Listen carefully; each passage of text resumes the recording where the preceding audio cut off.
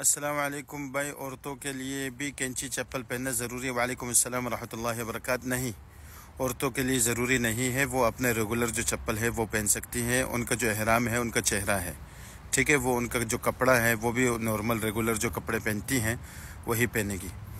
हाँ, जो निकाब करती हैं उनके लिए कैप आता है, वो कैप पहनकर ऐसे कपड़ा जो है वो उस पे चेहरे पे नहीं लगता। उस कैप से मखसूस कैप है, मतलब वो जो औरतें निकाब करती हैं उनके लिए बनाई गई है, तो वो उसको इस्तेमाल कर सकती हैं अगर करना चाहें। नहीं तो फिर उनका जो चेहरा है वही एहराम है, उनका एहराम चेहरा है, ठीक है। औरतें सिले हुए कपड़े पहन सकती हैं, सिले हुए जूते वगैरह सारी चीज़ें पहन सकती है, कोई मसला नहीं।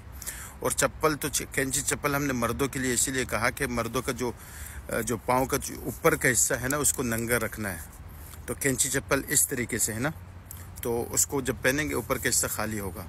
तो आम जूते अगर पहनेंगे तो ऊपर का हिस्सा, पैर का जो ऊपर का हिस्सा है वो ढक जाएगा। तो इसीलिए उसको खुले रखने के लिए हमने कहा कैंची चप्पल। क्योंकि औरतों का ये मसला है ही नहीं, औरतें जूते पहन सकती हैं, चप्पल पहन सकती हैं, मोज़े पहन सकती हैं, तो उनके लिए कैंची चप्पल पहनना ज़रूरी नहीं।